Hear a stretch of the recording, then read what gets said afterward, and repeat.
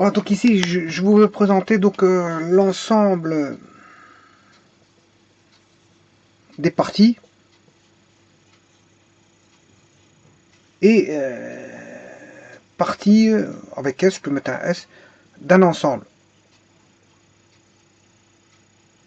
Voilà, donc on va partir de l'existant. L'existant, c'est qu'on a un ensemble de départ, bien sûr. Il faut un ensemble de départ, un ensemble que je vais appeler l'ensemble E. E pour ensemble E, qui est la première lettre du mot ensemble. Ensemble, je vais mettre la lettre E. À ne pas confondre avec le E des espaces vectoriels, où là il y a des critères bien définis pour... on appelle l'ensemble là-bas E, mais ce sont des... Voilà, quand je fais de l'algèbre linéaire, j'appelle l'ensemble E, mais généralement je dis que c'est un espace vectoriel. Ici, ça n'a rien à voir. C'est un ensemble qui va contenir des éléments, un train, un bateau, une voiture, un avion, voilà, c'est une collection d'objets que je vais mettre dedans, mais ici, je ne vais pas mettre des objets comme communément appelés ainsi, mais je vais mettre des lettres de l'alphabet latin et j'éviterai les lettres, les chiffres. Les chiffres, parce que les chiffres, je vais vous expliquer pourquoi je ne vais pas utiliser les chiffres, parce que je vais devoir utiliser à un moment donné des indices ici. Et les indices, juste là, je prends des ensembles de chiffres. Donc ici, l'ensemble, E, va être constitué de 3 éléments, A, B et C. J'ai 3 éléments, et je vais faire former toutes les parties possibles de l'ensemble.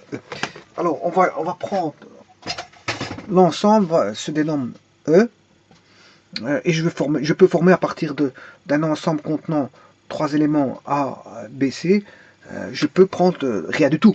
Je ne suis pas obligé de prendre quelque chose. Donc je peux prendre l'ensemble vide et je forme une partie, un sous-ensemble de E qui est un sous-ensemble de E qui est l'ensemble vide.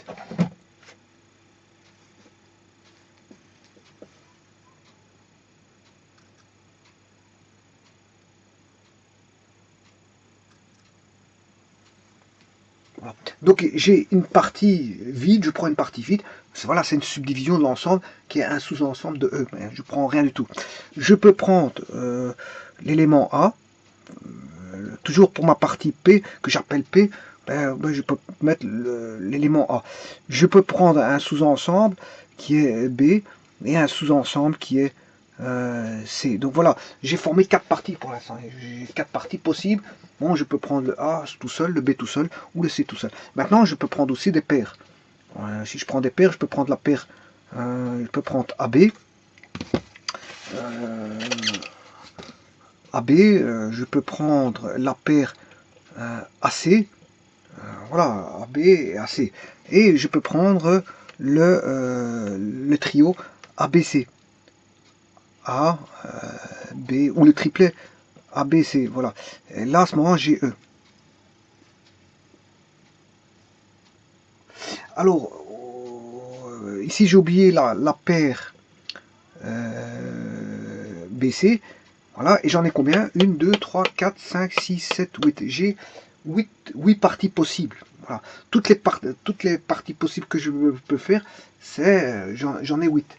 Alors ça, quand on a 3 éléments comme ceci, bon, maintenant ce que je vais faire, je vais créer, je vais dire une table de vérité en lien avec ceci. Hein, soit je vais rentrer un élément soit A ou B, soit A ou B ou C. Voilà. Enfin, je vais rentrer un élément ABC, et là, je vais me poser la question suivante. Je rentre en rentrant ABC, voilà, je pose la question si, bien sûr, la question Q, c'est est-ce que l'élément qui est l'élément de l'ensemble choisi, donc on va choisir ABC, appartient-il, l'élément, à la partie P? Voilà, c'est une question.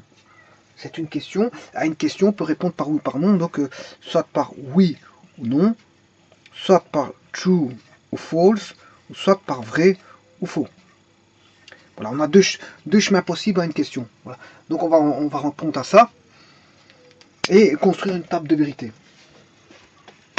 Alors, les chemins possibles. Donc, A appartient à P, B appartient à P, C appartient à P. Et là, bien sûr, on a la sortie. Alors, vous aurez compris qu'on a deux possibilités à chaque fois, parce que hein, est-ce que A appartient à P, c'est vrai ou c'est faux? Pour A, j'ai deux possibilités, vrai ou faux, donc j'en ai deux. Pour B, je m'excuse, j'ai deux possibilités pour B, vrai ou faux, donc x2, et pour C, j'ai deux possibilités, vrai ou faux. Voilà. Donc comme on va traiter A et B et C, hein, on va traiter A et B et C, eh bien, on va traiter A et B et C, hein, parce qu'on va traiter les trois en même temps, les trois en même temps, mais voilà, vous allez voir qu'il y en a, parfois il y en a qui seront vrais, d'autres fausses. Voilà, si j'ai A qui est vrai, B peut-être faux, voilà, et C peut-être vrai. Voilà. Par exemple, c'est un cas de figure. Hein.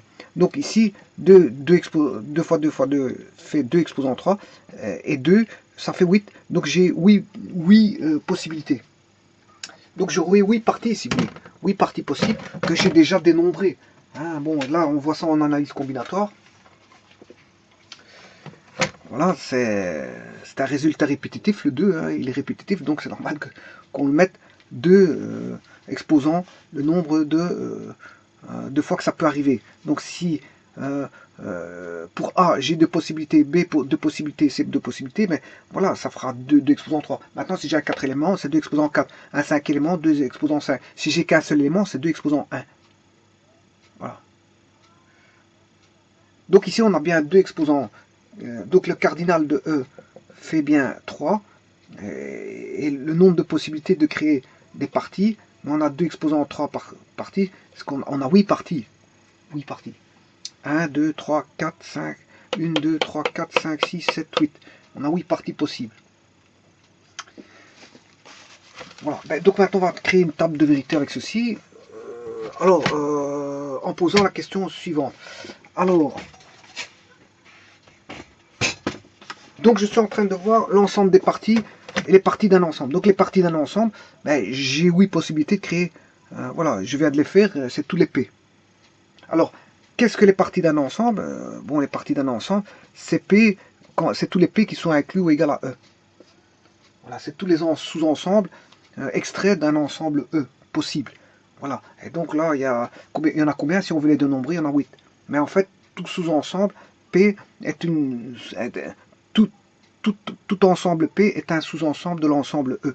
Mais vous allez voir que là-dedans, ouais, c'est pas que vous allez voir, c'est que vous l'avez déjà vu, c'est que là, on a dans tout ensemble de, quel que soit l'ensemble E, il contiendra toujours au moins l'ensemble vide et, si vous voulez, il contiendra l'ensemble tout entier. Pour tous. Que je prenne pour 4 éléments, 5 éléments, 6 éléments, 10 éléments, on aura toujours l'ensemble vide dans l'ensemble, mais on aura aussi l'ensemble complet en tant que sous-ensemble de l'ensemble.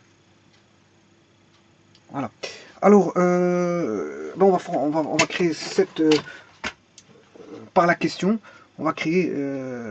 oui, je vais vous dire tout de suite que l'ensemble des parties, vous avez compris que c'est un ensemble qui est là. Hein. L'ensemble des parties, c'est l'ensemble là. Voilà, que je vais appeler... voilà, P rond de E. P ronde de E. Voilà, P rond de E. Qui est l'ensemble des parties, si vous voulez. Voilà, P rond de E. Donc c'est toutes les parties possibles, toutes les possibilités, c'est toutes les parties qu'on peut extraire d'un ensemble E. En fait, c'est l'ensemble des sous-ensembles d'un ensemble E. C'est l'ensemble des sous-ensembles d'un ensemble E. C'est l'ensemble des sous-ensembles, c'est l'ensemble des différents sous-ensembles possibles d'un ensemble E. Voilà, voilà que vaut P rond de E, que vaut les parties,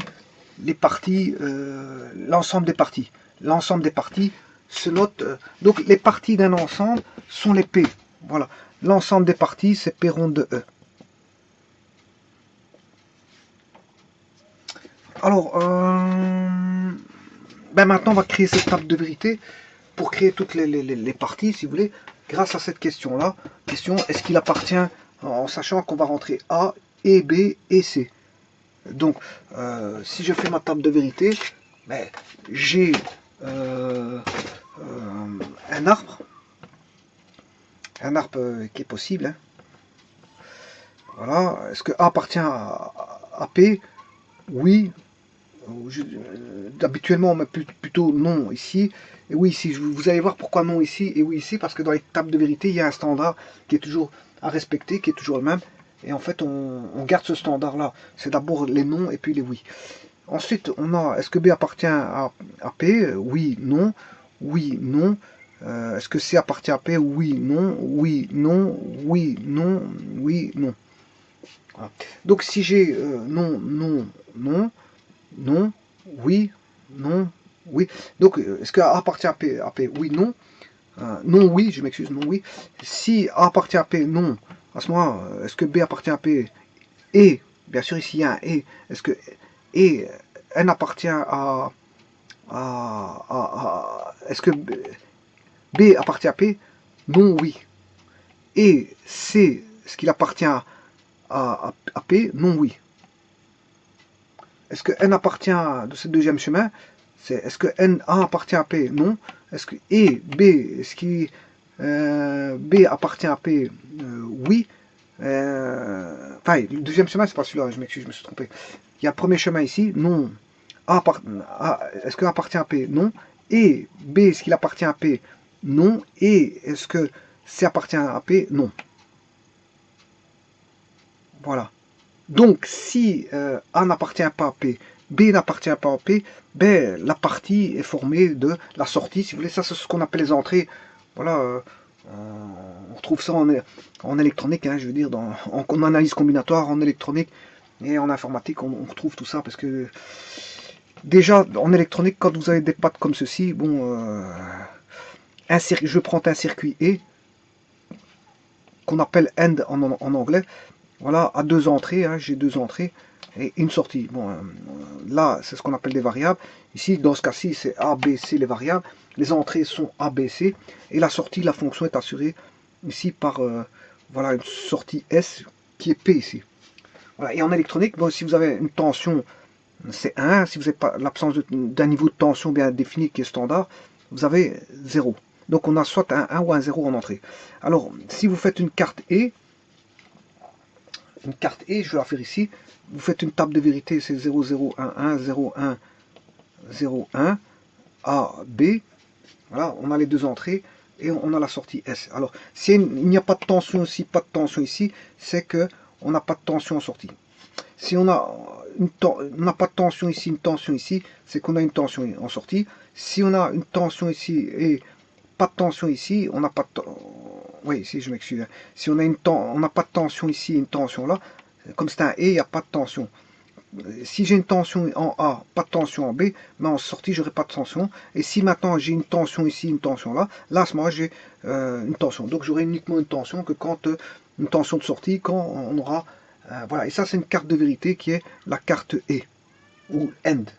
C'est la carte à deux variables et une sortie pour lequel on a, je veux dire, voilà. Et il y a des portes électroniques qui fonctionnent comme ça. Ici c'est un peu la même chose. Voilà. Mais à la différence qu'ici, la sortie, ben, hein, ce sont des éléments d'un ensemble et pas une variable binaire. Ici, on n'a pas une variable binaire ici en P. Puisqu'en fait, c'est la sortie, mais ce sera des éléments d'un ensemble. Donc on n'aura pas de vrai ou faux en sortie. C'est ça qui va distinguer par rapport à l'électronique. Parce qu'en électronique, vous rentrez des variables d'entrée, oui, mais vous sortez une variable, enfin, vous rentrez des variables d'entrée binaires, oui, mais vous sortez une grandeur binaire. Alors qu'en mathématiques, on ne sort pas forcément une grandeur binaire, on va sortir des éléments d'un ensemble, parce que les parties, c'est justement les éléments d'un ensemble. Alors, le premier chemin appartient à P, non. Là, il n'appartient pas, là, il n'appartient pas. Donc, ce qui veut dire que vous avez l'ensemble vide, puisqu'on a Est-ce que A appartient à la partie? Non. Est-ce que B appartient à la partie? Non. Est-ce que C appartient à la partie? Non. Ben, ça veut dire qu'on extrait l'ensemble vide. Le deuxième chemin qui est ici, est-ce que A appartient à P? Non. Est-ce que B appartient à P? Non. Et est-ce que C appartient à P? Oui. Oui. Donc, ben, c'est le singleton. La partie est formée du singleton C. Voilà. Est-ce que A appartient à P? Non. Est-ce que B appartient à P? Oui. Est-ce que C appartient à P? Oui. Donc c'est la paire BC. Voilà, la paire BC. Est-ce que A appartient à P? Non.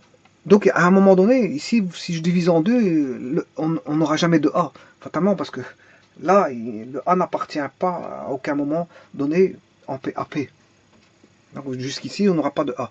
Donc, est-ce que A appartient à P? Non. Est-ce que B appartient à P? Oui. Est-ce que C appartient à... Oui, si j'ai oublié de mettre non. Oui. Est-ce que C appartient à... Oui, ici c'était plutôt oui et non. Donc ici je me suis trompé. Le troisième ici va donner donc non, oui, non. Donc le oui, il est au niveau du B. Donc on a le singleton B. Voilà, ici on a non pour A, il n'appartient pas. B il appartient et C il appartient. Donc on a BC. BC, voilà. Donc on a formé l'ensemble vide, le singleton B, le singleton B et BC. Et à aucun moment on a de A parce que fatalement on a indiqué que voilà, il n'y avait pas de A. Jusqu'à ce présent. Maintenant le A va être présent partout. Alors, est-ce que le A appartient à P? Oui. Est-ce que le B appartient à P? Non. Est-ce que le C appartient à P? Non. Non. Donc on a le singleton, j'en ressors le singleton A. Est-ce que appartient à B? Oui. Est-ce que le B appartient à P? Non. Est-ce que le C appartient? Oui. Donc on a AC. Est-ce que le A appartient à P? Oui. Est-ce que le B appartient? Oui. Est-ce que le C appartient? Non. Donc on a la paire AB. AB, voilà pour ce chemin-ci. Et le dernier chemin,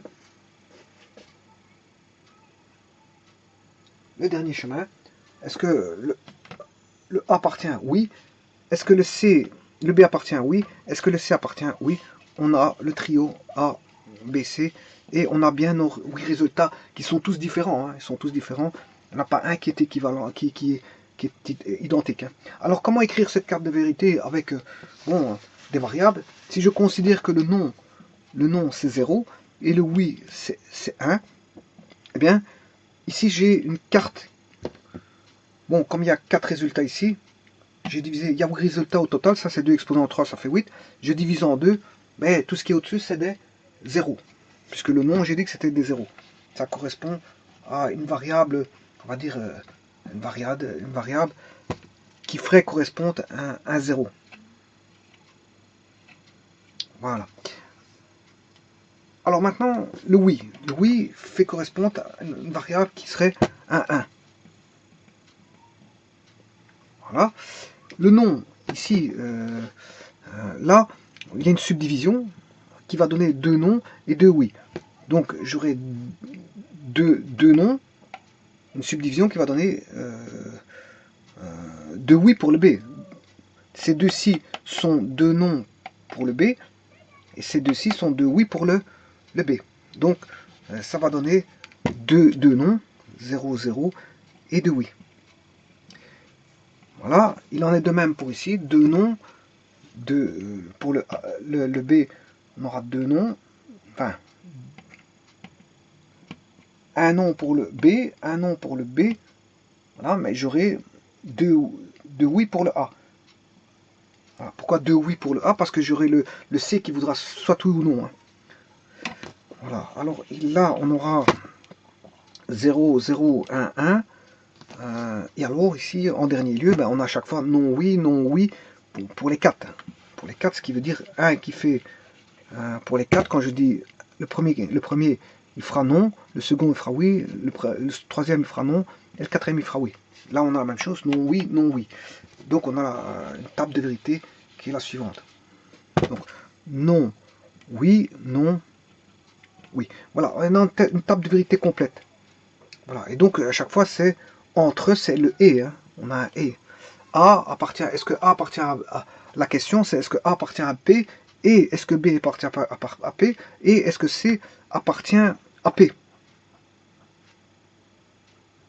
Voilà, et comme on n'a pas une sortie logique, parce que ici, quand je dis c'est des entrées logiques, hein, parce que ramener à tout des oui ou non, c'est des entrées logiques. Ah, voilà, c'est des entrées logiques. Donc ce qui veut dire qu'ici, la sortie, on est en mathématiques, c'est des parties, hein, on récolte des parties en sortie. Donc, on a des parties qui sont des sous-ensembles. Bon, donc si on a...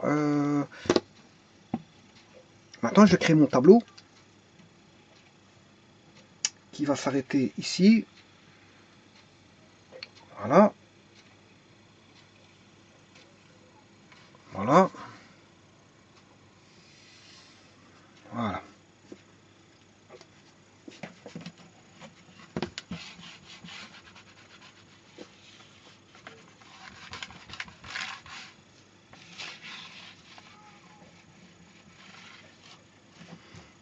Alors, le tableau peut se subdiviser en trois parties parce qu'il y a trois éléments.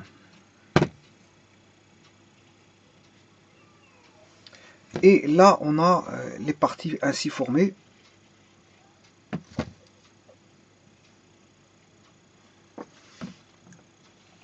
La première partie qui nous donne l'ensemble vide. La seconde partie qui nous donne le singleton C. La troisième partie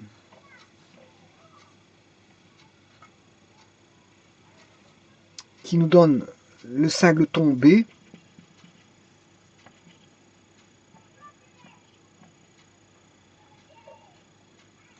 La quatrième partie qui nous donne la paire BC.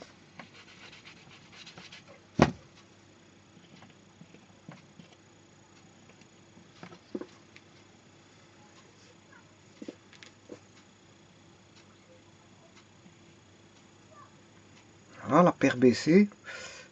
La cinquième partie qui va nous donner le singleton A.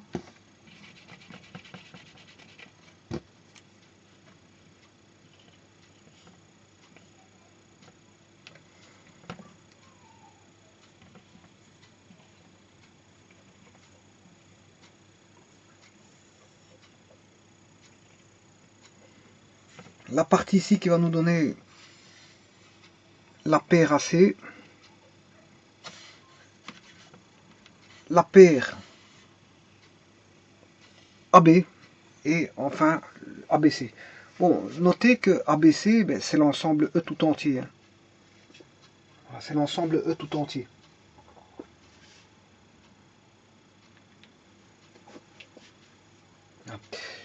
Alors, qu'est-ce qu'on peut dire que ben, autant on a défini donc ici l'ensemble vide il est ici, le singleton A c'est celui-là, puis et ainsi de suite, hein, voilà, on retrouve les 8 éléments qui sont là. Bien une carte de vérité, un tableau de vérité.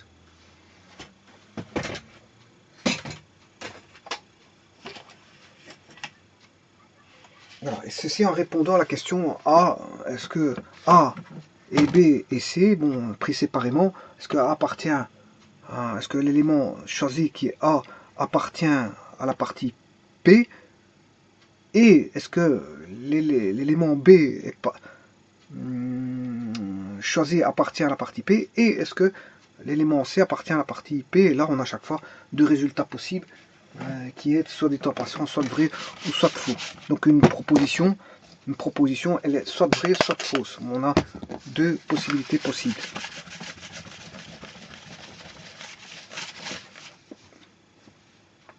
Alors, donc on a créé l'ensemble des parties, Perron de E, et les parties d'un ensemble. Alors, Perron, P ronde, ici, c'est aussi P ronde de E, c'est aussi, voilà, toutes les parties, c'est tous les P tels que les P soient inclus ou égal à E, c'est toutes les parties inclus ou égal à E, voilà, ça on peut définir P ronde de cette manière-là par rapport à P. Bon, maintenant, je vous le dis tout de suite, ces écritures-là n'est pas judicieuse parce qu'on utilise toujours P, P, P, P. Quand on regarde P, P, P, P, P, voilà. Je disais que quand on voit du P partout, ben déjà, combien de P qu'il y a? Ben, il faut savoir qu'il y a 3 éléments. Vous devez faire un petit calcul, ce qui fait 8. Hein, 2 exposant 3, ça fait 8. On le sait comme ça, ou alors vous devez compter. Hein. Un observateur qui ne connaît pas les mathématiques devra compter 1, 2, 3, 4, 5, 6, 7, 8. Bon, c'est un petit peu embêtant de commencer à compter les parties d'un ensemble. Maintenant, il y a une autre façon de faire plus facile, hein, plus facile que ça, c'est de ne pas parler à partir de P, mais à partir d'indices. Parce qu'avec un indice, ben, vous allez chercher l'indice. Si vous avez pris les indices en débutant de 1 jusqu'à une certaine valeur, ben, vous savez voir combien de valeurs, combien de parties que vous avez, parce que si c'est indicé, si vous avez commencé l'indissage, l'indexation ou l'écriture indicielle, si vous l'avez pris en compte la valeur 1 qui était la première et que vous avez été par pas de 1, mais fatalement vous savez voir qui est la plus grande valeur. Et donc avec la plus grande valeur, vous savez voir tout de suite qu'il y en a autant. C'est-à-dire que si je commence à indicer, hein, je vais appeler ça la partie 1, partie 2, partie 3, partie 4, partie 5, partie 6, partie 7, partie 7 et partie 8, ben là j'ai 8 écritures indicielles. Ce qui veut dire que j'ai 8 indexations. Donc c'est déjà un avantage par rapport à l'écriture d'épée. L'écriture d'épée n'est pas un avantage d'écriture pour développer certaines choses. Mais par contre là on peut déjà les distinguer, ils sont appelés avec une dénomination distincte chacune. Voilà, et en plus de ça, bon, quand on voit P8, mais on sait bien qu'on a un 8. On a 8 éléments. On n'a pas à les compter via l'index de la main droite ou main gauche à comptabiliser, je veux dire, combien on en a. Non, parce qu'on a une indexation. Et si vous avez fait l'indexation de telle manière à commencer à 1 et sauter par pas de 1, mais fatalement, si vous avez voilà, des valeurs qui se suivent commençant par 1, mais si vous regardez la dernière, ben, vous savez trouver tout de suite quel est le plus grand et combien il vaut directement. Donc si ça commence à 1, ça va par pas de 1, je vois le plus grand ici, c'est 8. Donc le plus grand indice, c'est P8. Donc en fait, il y a 8 éléments, c'est ça que ça veut dire. Maintenant, vous pouvez commencer en 4. Hein. P4, 5, 6, 7. Mais à ce moment-là, il faudra faire le dernier moins le premier pour avoir, je veux dire, combien vous en avez.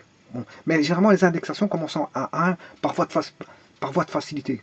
Donc ici, je vais créer une indexation. Et donc, P1, si je reprends ceci,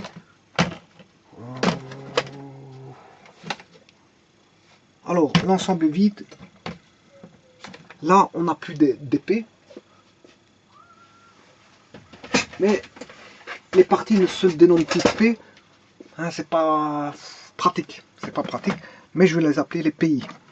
Donc les parties seraient dénommées les PI. L'ensemble vide, c'est P1. Le singleton C, c'est P4. Le singleton B, c'est P3.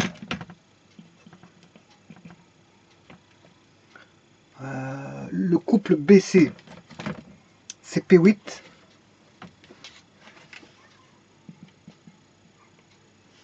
Le singleton A, P2. La paire AC, P6. La paire AB, P5. Et enfin, ABC qui est la paire, qui est la partie, je sais pas pourquoi, oui, la partie qui est la partie. Donc P7 est le trio, ou si vous voulez l'ensemble E, P7. Donc P5 c'est la paire AB, P6 la paire AC, et P7 le trio ABC, ou si vous voulez l'ensemble E, c'est ça que je veux dire. Donc P7 on a ça, la partie 7, donc la partie I, qui est indexée, P1, partie 1, partie 4, partie 3, partie 8, partie 2, partie 6, partie 5 et partie 7. Donc on a 8 parties au total, hein, indexées. Et donc, quand je dis P3, ben, c'est le single tombé. Quand je dis P6, ça c'est donc en fait en dénommant non pas par P, mais par un indice. Ben, si je dis ben, P6, ben, c'est la paire racée. Donc vous voyez qu'avec une indexation, ben, on va rechercher automatiquement. Déjà de 1, on sait bien combien on en a au total. Si on a bien indexé, puis il y a bien un ensemble que je vais appeler I. Là, j'ai pris un ensemble I qui va de 1 jusqu'à 8. C'est-à-dire que ici, les I vont varier, si vous voulez,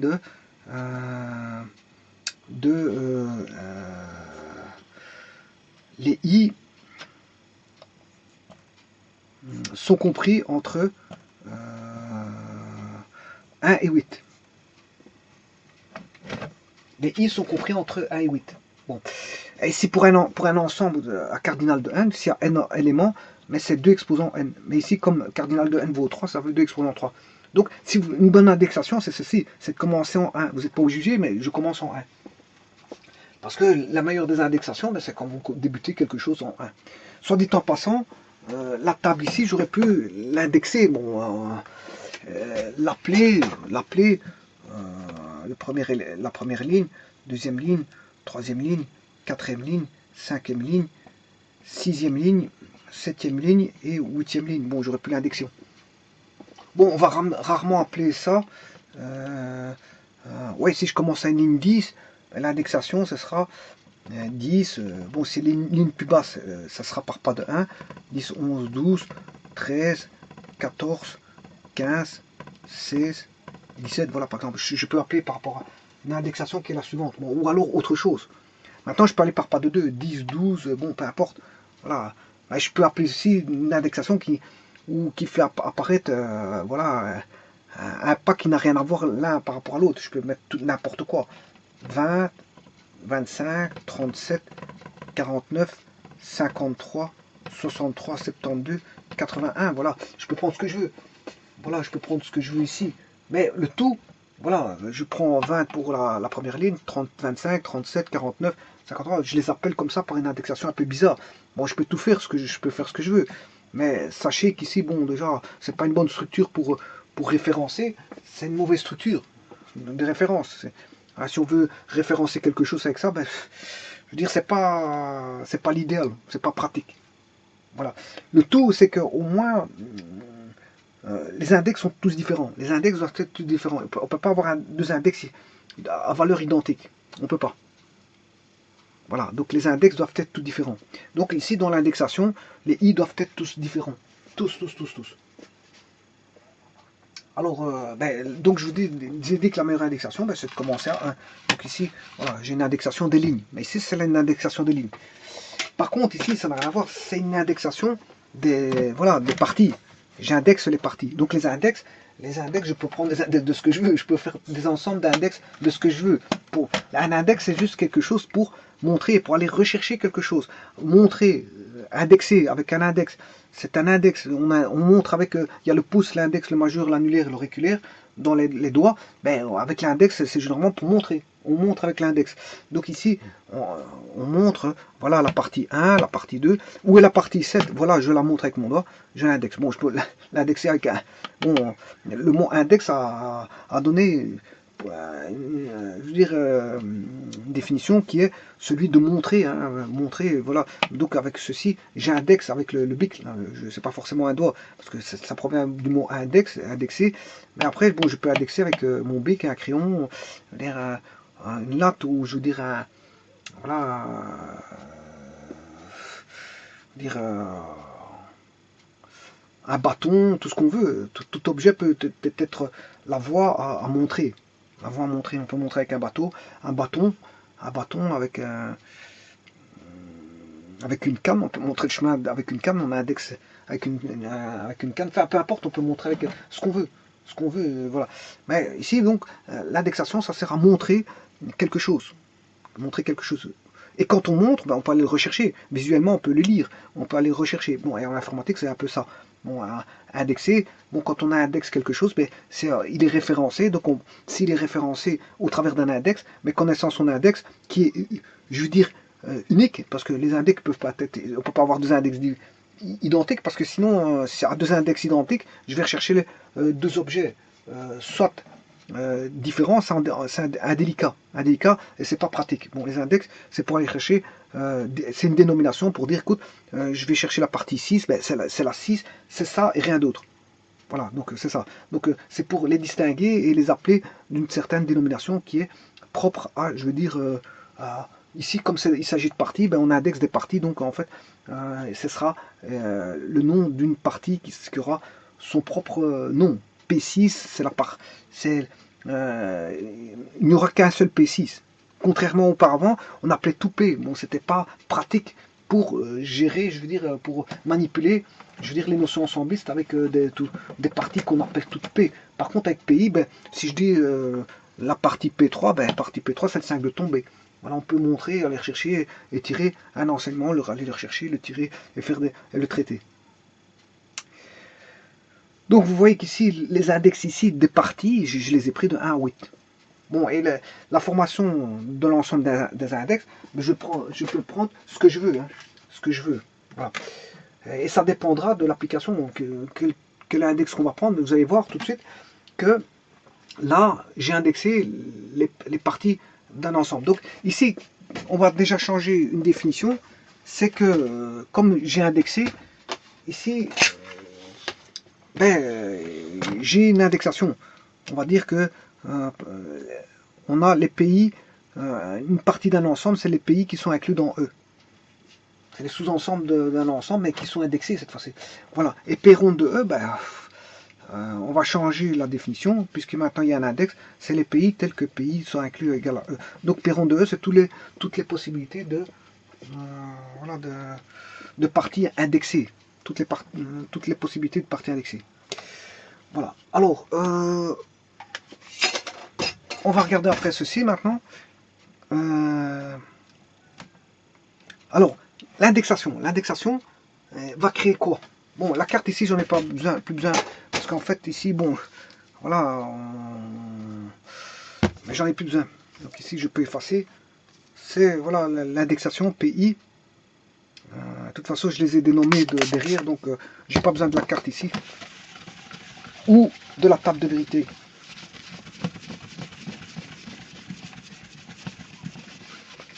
Alors, l'indexation.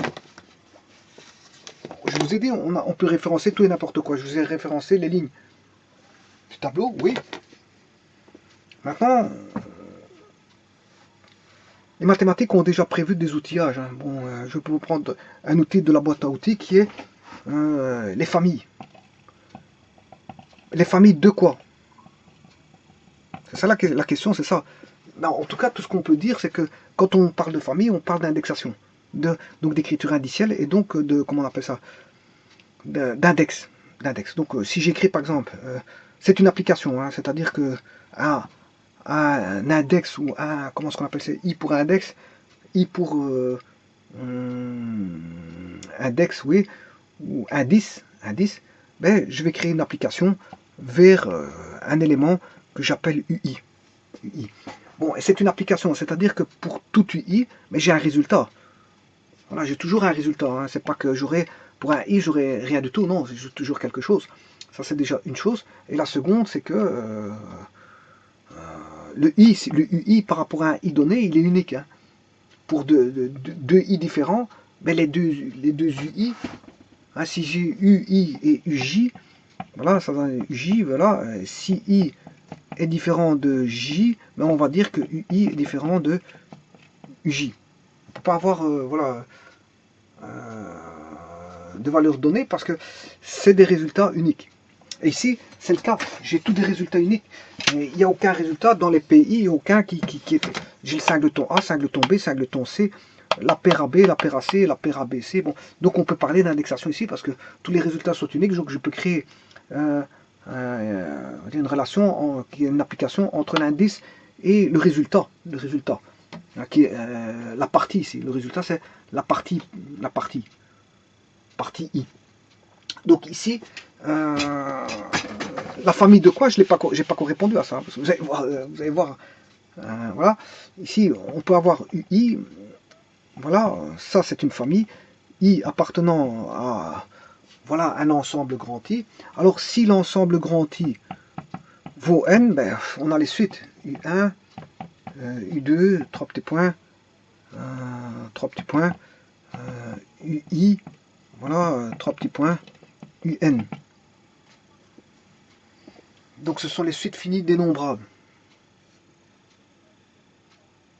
Voilà, on a un indice N. Un indice N, voilà, les suites finies.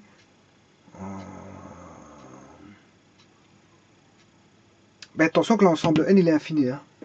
Voilà, l'ensemble N est infini.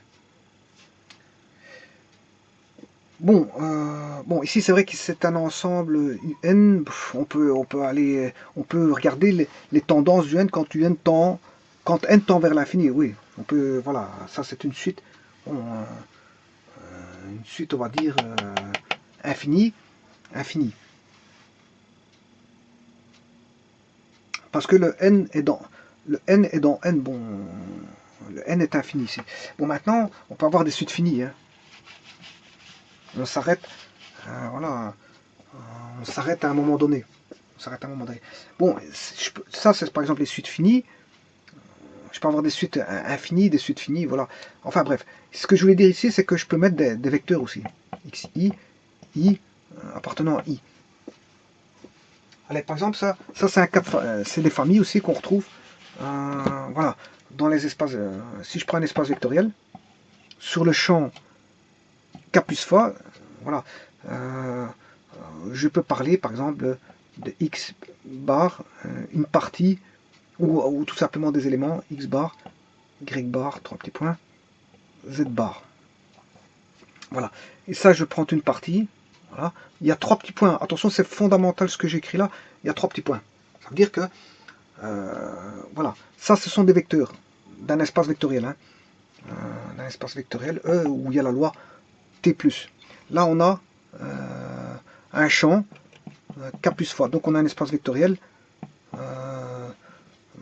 de E T plus sur K plus fois. Voilà, et là, on va appeler alpha, bêta, 3 petits points, fondamental, les 3 petits points, gamma, et là, j'ai une partie, voilà, de K. Donc, une partie, c'est tout simplement un sous-ensemble. Hein. Voilà, bon, ici, le problème, c'est que il y a toute une panoplie de valeurs entre y, le vecteur y et le vecteur z, comme il y a toute une panoplie de valeurs entre bêta et gamma. Alors là, c'est un petit peu embêtant. C'est comme mes fameux P tout à l'heure, j'avais des P partout. J'avais des P partout. J'ai dû l'indexer pour avoir une meilleure vue et une meilleure pratique en utilisant ce qu'on appelle l'indexation. Et ici, pour éviter de parler des parties, ben, je vais faire pareil. Parce qu'entre Y et Z, ben, dans les lettres grecques, latines, je m'excuse, les lettres latines ici, entre Y et Z, j'ai rien. Mais pourtant, il y a des valeurs entre Y et Z. C'est embêtant. Alors, pour éviter ça, qu'est-ce que je vais faire? Mais je vais parler de x1, x2, par exemple, qui va aller jusque xn. Voilà, fini, hein, c'est un nombre fini. Voilà, n est un nombre fini ici. Voilà. Et là, j'ai une partie. J'ai une partie de E, de l'espace vectoriel. J'ai une partie de l'espace vectoriel. Attention que mon E ici n'est pas un espace vectoriel, je vous le dis tout de suite. Ça, c'est un espace, voilà, c'est un ensemble qui contient 3 éléments ABC. Ça n'a rien à voir avec l'ensemble E qui est un espace vectoriel ici. Là, j'ai retiré, là c'est une famille. J'ai plus, cette partie-là est une famille parce que les XI sont indexés. Voilà, ils appartiennent à un ensemble I. Voilà. Tout comme ici, bon, on a une partie, ouais, on a une partie P. Voilà. Donc ici, qu'est-ce que je vais faire? Ben, je vais les appeler alpha I. Pour éviter, voilà, pour parler en termes de famille, je vais avoir alpha 1, alpha 2, 3 petits points, alpha n. Voilà. Donc à ce moment-là, les alpha I, avec I appartenant à 1, voilà, ici, c'est une famille. On parle là d'une famille. Enfin, mais la famille alpha I, avec I appartenant à I. Voilà. Alors tout ce qui aura des écritures de cet acabit là sera une famille. Donc UI, I avec I appartenant à I, on aura xi, bah, je peux avoir ceci aussi, hein, i appartenant à i appartenant à un ensemble i donné. Voilà, ça c'est ce qu'on appelle des familles. Voilà. Alors maintenant, famille de quoi? J'ai pas encore répondu. Bon. Alors, est-ce que PI répond bien à I appartenant à I? Bah oui. C'est indexé donc ici. Le I, on pourra aller chercher le I ici dans le cas de figure ici, de 1 à 8. Voilà. Alors dans cet ensemble-là, par exemple, si je prends voilà, le PI va aller de 1 à 8. Donc j'aurai P1, P2, P3, P4, P5, P6, P7, P8. Ce sont les sous-ensembles. Donc ici, on peut se dire que les P, PI sont des ensembles, enfin sont des familles d'éléments. Alors P1, quel élément contient-il? Ben, il contient le vide. La famille P2, la famille, oui, quand je dis la famille P1, c'est l'ensemble vide. Si je marque P2, ce sera quoi? Ben, ce sera le singleton A. Si je marque P3, mais ce sera le singleton B.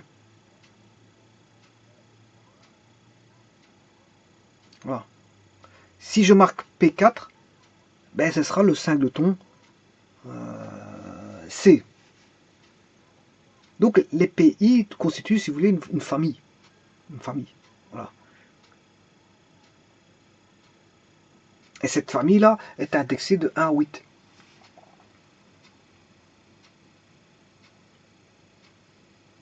Voilà.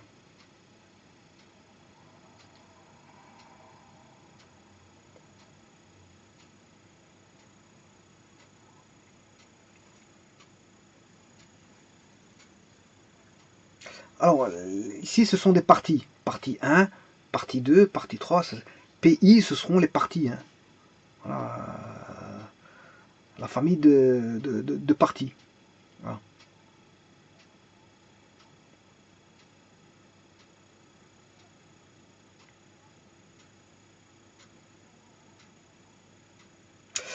Les familles ici, le P1 contiendra l'ensemble vide, le P2 contiendra le singleton A, le P3 contiendra le singleton B, P4 le singleton C. Donc qu'est-ce que c'est que le P2? Ben, le P2, quelque part, c'est la partie qui contient un élément, qui est A. Le P3, c'est celui qui contiendra un élément qui est le singleton B. Voilà, si je prends le P7, ben c'est c'est E. C'est E. Donc ici, le I va varier de 1 à 8, c'est ça que je veux dire. Voilà. Donc je dois créer un nouvel ensemble I pour lequel je vais aller chercher bon, les indices qui vont aller de 1 à 8. Et là, ce sont des familles qui contiendront des familles d'éléments. Et ce seront des familles d'éléments. En d'autres termes, on va l'écrire famille de quoi? Mais famille d'éléments.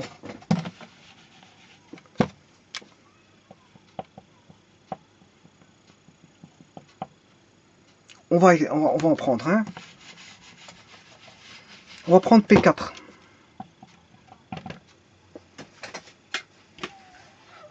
P4, ben, il contient le singleton C. Il contient qu'un élément, c'est C. Voilà.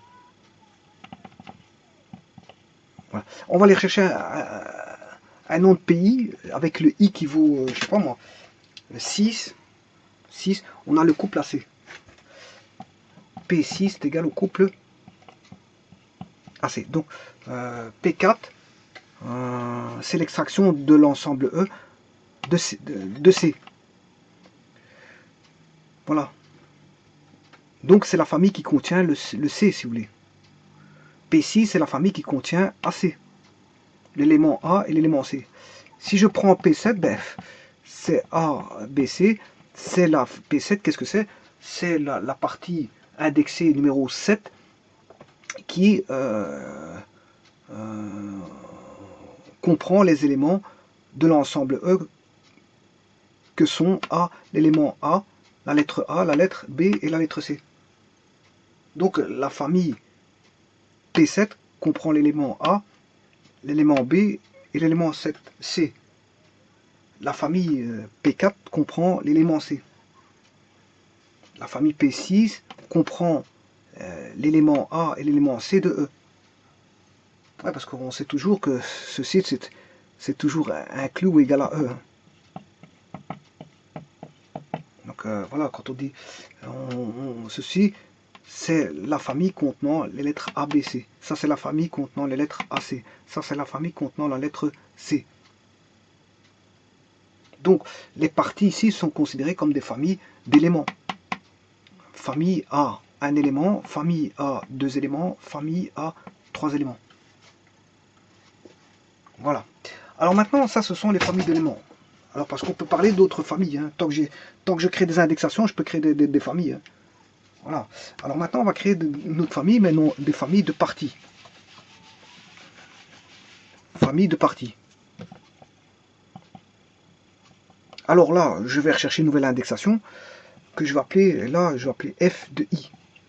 Avec I appartenant à I, hein, encore un ensemble I, qui n'est pas le même que l'autre, hein, bien sûr. Hein. Voilà.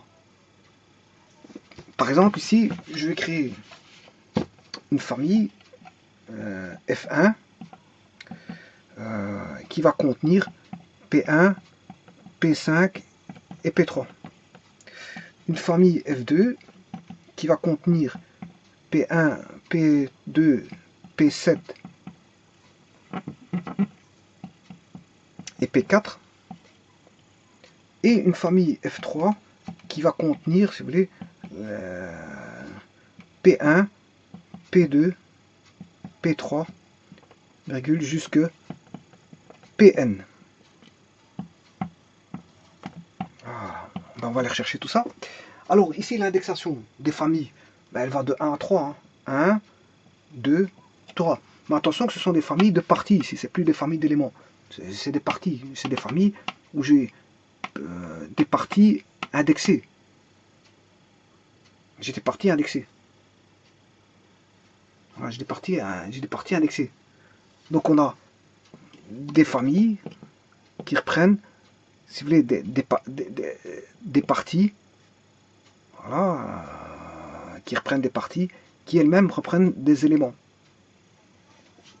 Hein, les parties reprennent des éléments. Donc on peut avoir une famille d'éléments, mais une famille de parties. Dès le moment où c'est indexé, ben, on parle de famille, pour autant qu'il y ait une application. Bien sûr que on a les I sont soit tous différents, et les UI sont tous différents, bien sûr.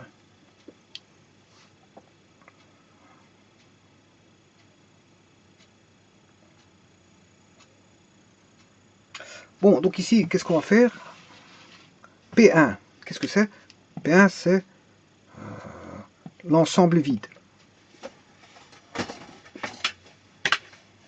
P5, c'est P5, c'est la famille. Donc la famille de partie 1, la famille de partie 1 comprend la partie 1, la partie 5 et la partie 3, mais la famille de partie 1, qui est une famille de parties, ben, pour la partie 1, ne comprend aucun élément. Par contre, pour la partie 5, qui est la famille qui contient, la famille d'éléments qui contient le 5, c'était, ces éléments sont AB. AB, et P3 qui est la partie 3, qui est la famille d'éléments contenant uniquement le B, P3, le singleton B. Voilà. Alors, celui qui comprend P2, P7, P4, ben, la famille de partie numéro 2, qui comprend la partie 2, la partie 7 et la partie 4, eh bien, dans cette partie 2, la partie 2, lui, c'est la partie 2, c'est la famille constituée d'un élément qui est le singleton A, P2. P2 égale le singleton A de la famille des parties comprenant les parties P2, P7 et P4, eh bien, comprend la partie P7 qui, elle, est la partie 7 est la famille des éléments contenant ABC. Donc, c'est-à-dire E. C'est l'ensemble tout entier E. Voilà. Et P4 est tout simplement la famille d'éléments comprenant l'élément C. Donc, je vais mettre l'élément C et je peux refermer cet ensemble-là. Et maintenant, quand la famille 3 des parties comprend toutes les parties de P1 à Pn. Donc ici Pn, ben ici, bien sûr vous aurez compris que c'est 8. P1 à P8. Alors, P8, ce qui veut dire que c'est toutes les parties. Qu'est-ce qui comprend toutes les parties? Mais c'est P rond de E. P rond de E comprend toutes les parties.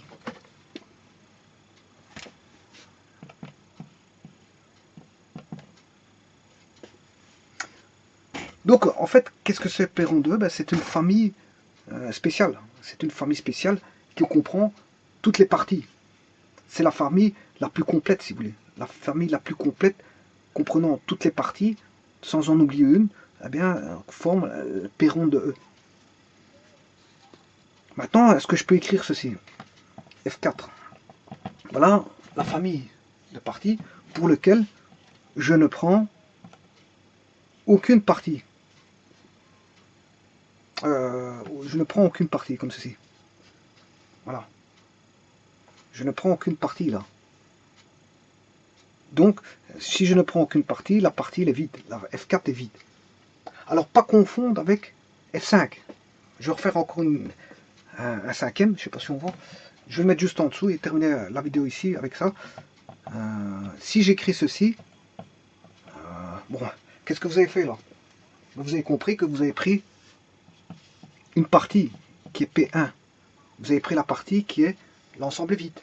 Donc, il y a une différence d'écriture entre F4 est différent de F5. F4 est différent de F5. Parce que F4, ben, on prend aucune des parties, c'est mon choix. Je peux prendre la partie 1, partie 5, je peux prendre ce que je veux. Hein. Dans une famille, on prend ce qu'on veut. L'indexation, elle a lieu ici pour les familles de parties de 1 à 5. Voilà, je l'ai fait de 1 à 5. Voilà. Dans la 1 à 5, ben, j'ai pris P1, P5, P3.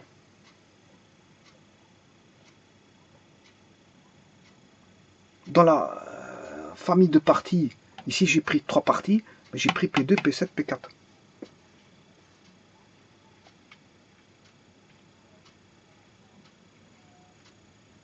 Là, qu'est-ce que j'ai pris? J'ai rien pris. Là, j'ai tout pris.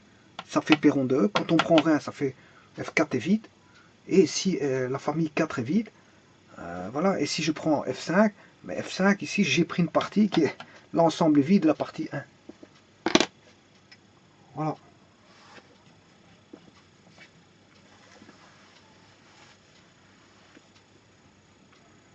Attention qu'ici, il y a une relation aussi, si on veut, on peut considérer qu'il y a une relation d'indissage. Hein.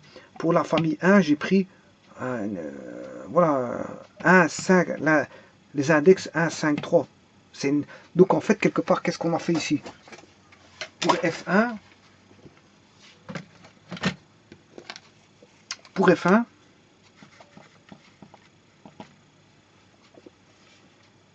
l'indexation est ici.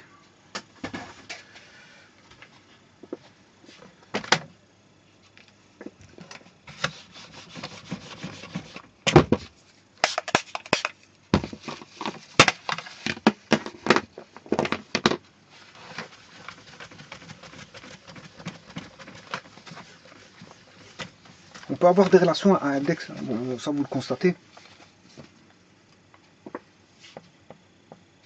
Pour F1, j'ai pris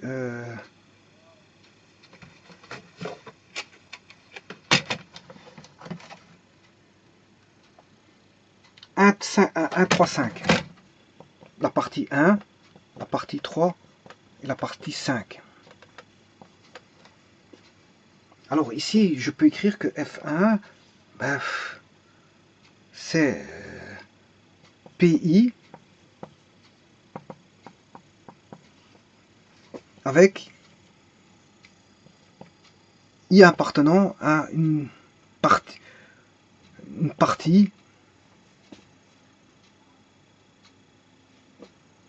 de I, bien sûr. Vous aurez compris que c'est une partie de I. Parce que comme ici, les P, ils vont jusqu'à 8. Donc l'indexation, elle se fait sur 8 valeurs. Voilà, donc le X ici, ben, c'est I. Le X, c'est égal à 1, 3, 5. 1, 3, 5, c'est un sous-ensemble de I. C'est une partie de I. Là, je prends 1, 3, 5, 2, 3, 4, 5, 6, 1, 3, 5, 7, voilà, 8. Voilà le X. Le X est un sous-ensemble. Donc dans les familles de parties, si j'ai indexé les parties, ben, une relation, je veux dire, je peux pas, déjà je ne peux pas dépasser la valeur d'index 8. Si je commence en 1, je ne peux pas dépasser 8, pour autant que le pas soit de 1, il n'y a pas de problème. Je ne peux pas dépasser 8, hein, parce que si je mets P9, ça n'existe pas. Déjà, ça c'est déjà une chose, parce que j'ai défini mon indexation des parties d'éléments jusqu'à 8. Voilà. Maintenant, les familles ici, ben, je peux en créer tant que j'en veux. Famille 1, famille 2, famille 3, famille 4, famille 5. Enfin, il y a une limite. Il y a une limite parce que, je veux dire, si on fait un dénombrement, le nombre de possibilités de prendre des parties, il y a une limite. Hein, je peux prendre, les familles peuvent être constituées d'une partie. Là, j'aurai 8 parties possibles. De 2 parties possibles, 2 parties possibles, 3 parties possibles, 4 parties possibles. Le maximum de parties, c'est P ronde de E. Donc vous voyez qu'on sera limité à P ronde de E. Donc si je veux prendre toutes les familles possibles, je suis limité malgré tout dans les familles. Et je peux prendre un autre système d'indexation J, parce que je vais dépasser 8. Voilà. Donc j'aurai, si vous voulez, FJ. Ce sera FJ avec J qui appartiendrait à grand J. Un système d'indexation qui n'est pas le même, parce qu'il dépasserait bien sûr le 8. Parce qu'on voit bien qu'on peut former plus de possibilités de former des parties, des familles de parties que dans ce cas-ci des familles d'éléments. J'ai que voilà. Dans ce cas-ci, voilà, dans ce cas-ci, hein, voilà. Donc vous voyez qu'ici le 1, 3, 5, ben, les index font partie de c'est une subdivision, un sous-ensemble des index. 1, 3, 5, c'est l'ensemble sous-ensemble X de I, c'est une partie de I, des index. Alors voilà, j'ai pris une indexation, voilà, 1, 3, 5.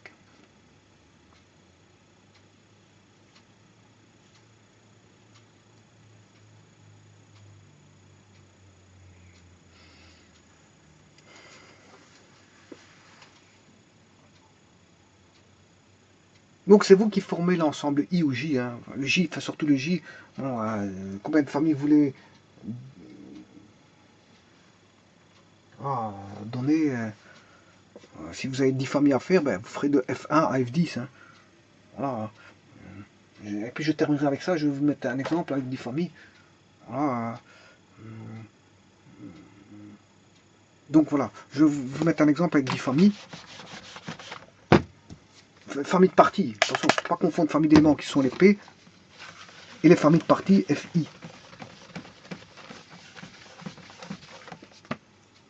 Voilà, je vais vous mettre F1, F2, F3, F4, F5, F6, F ronde, hein, c'est F ronde. Hein. F6, F7, F8, F9 et F10. Alors là, je mettrai par exemple P1 qui est l'ensemble vide, P1, P2, P1, P5, P6, P1, P7, P8, 8, P4, P3, P2, P7. Là, je vais mettre E. Là, je prends rien du tout. Voilà. P1, P4, P7, P8, P1, P2, P3, P4, P5, P6. P1, P2, P3, P4, P5, P6 et P7. Voilà. Voilà, donc ici je vous ai mis 10 indices. Il y a 10 indices. Donc ici, moi, pour moi, le J, l'indice J, il fera partie de 1 à 10. 1, 2, 3, 4, 5, 6. Parce que j'ai indicé, voilà, j'ai 10 éléments. Donc je vais de J ira de I en partant de 1 jusqu'à 10. Le J, je m'excuse. Voilà. Mais le I est toujours compris entre 1 et 8. Voilà, on a toujours 1, 1, 2, 1, 5, 6, 1, 7, 8. Voilà. Et ça, c'est des parties. Ça c'est une partie des indices. Hein. C'est le singleton 1, là le singleton 1, 2, voilà le singleton 1, voilà. 1, 5, 6, voilà. 1, 7, 8, etc. 1, 7, 8, 4. Voilà. C'est, on va dire, une partie, une subdivision qui est un sous-ensemble des index. 1, 7, 8. L'index c'est 1, 2, 3, 4, 5, 6, 7, 8. Voilà, l'index il va jusqu'à 8. Et là, on va prendre 1, 5, 6, c'est une subdivision de l'ensemble I. Hein. Voilà. 1, 7, 8, 4, voilà, c'est une partie de l'ensemble I. 3, 2, 7, c'est une partie de l'ensemble I. Mais là, il y a des valeurs. Hein. C'est avec des valeurs. On joue avec des valeurs. Là, on prend rien du tout. Là, on prend tout. Voilà, et ainsi de suite. Donc, pas confondre famille de parties, famille qui contient des parties, et des familles d'éléments. Donc, les parties sont des familles d'éléments, si vous voulez. Voilà. Voilà, je vous remercie.